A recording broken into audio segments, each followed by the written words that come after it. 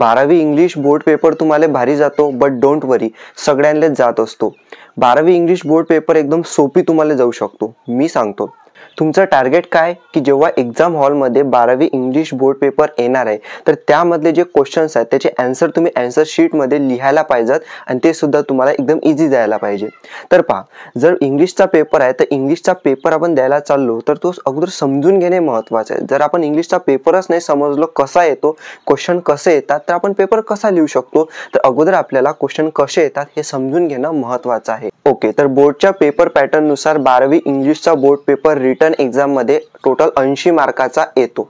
यामध्ये section 1 pros असतो. Pros म्हणजेच पॅरेग्राफ, आणि प्रोज मध्येच वेगवेगळ्या टाईपचे क्वेश्चन असतात, जसं की reading for comprehension, language study, summary आणि माइंड मॅपिंग.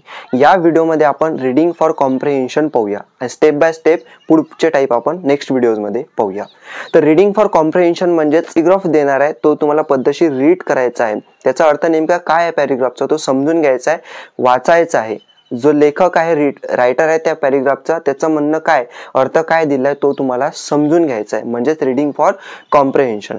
तर रीडिंग फॉर कॉम्प्रिहेन्शन मध्येच क्वेश्चन नंबर 1A विचारतात. यामध्ये एक पॅरेग्राफ दिला जातो तुमच्या टेक्स्ट बुक मधला, आणि या पॅरेग्राफच्या बेसिसवरती A1 हा पहिला क्वेश्चन विचारतात, ग्लोबल अंडरस्टँडिंग. ग्लोबल अंडरस्टँडिंग म्हणजेच की अंडरस्टँड करून घ्या पॅरेग्राफ आणि त्याच्या बेसिसवरती क्वेश्चन सॉल्व्ह करा, जसे की true or false, multiple choice questions, arrange the sentences in sequence, choose and rewrite the correct statement, choose the statement that appropriately mention the theme of the passage, अशा टाईपचे. Next question A2 complex factual, म्हणजे थोडे factual type question राहतील, complex राहतील थोडे, जसं की यामध्ये तुम्हाला match the column, complete the web diagram, enlist the causes म्हणजे give reason type, find out the reason म्हणजे एखादं स्टेटमेंट देतील, पॅरेग्राफमधून रिझन फाइंड करावं लागेल, आणि पॉइंट आउट म्हणजेच काही इम्पॉर्टंट फॅक्ट्स असतील जे पॅरेग्राफमधून तुम्हाला पॉइंट आउट करावे लागतील, शोधावे लागतील. नेक्स्ट क्वेश्चन A3, यामध्ये give reason, complete the web diagram. Web diagram most important आहे, A2 मध्ये सुद्धा विचारतात, A3 मध्ये सुद्धा. वेब डायग्राम सिंपल तुम्हाला ड्रॉइंग असते ज्याच्यामध्ये वेळ तुमचा जातो, बट सिंपल असते. पॅरेग्राफ तुम्हाला समजला तर इझिली तुम्ही ते सॉल्व्ह करू शकता.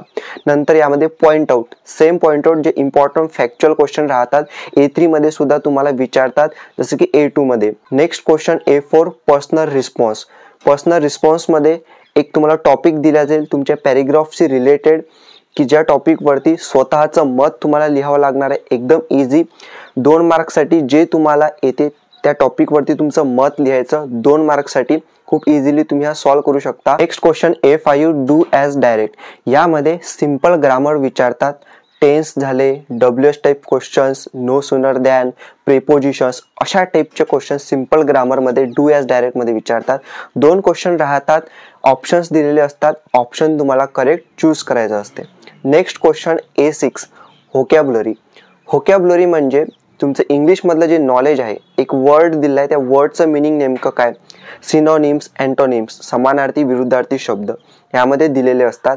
जसं की यामध्ये तुम्हाला एक शब्द दिला असतो, त्याचा अर्थ काय पॅरेग्राफमधून शोधा, किंवा तुम्हाला काही ऑप्शन्स दिले असतात, त्या शब्दाचं मिनिंग काय हे तुम्हाला शोधायचं, चूज करायचं असते ऑप्शन, किंवा तुम्हाला मॅच दी कॉलम सारखं असतं, या साईडला शब्द दिले असतात, या साईडला मिनिंग दिले असतात, मॅच करायचे असतात.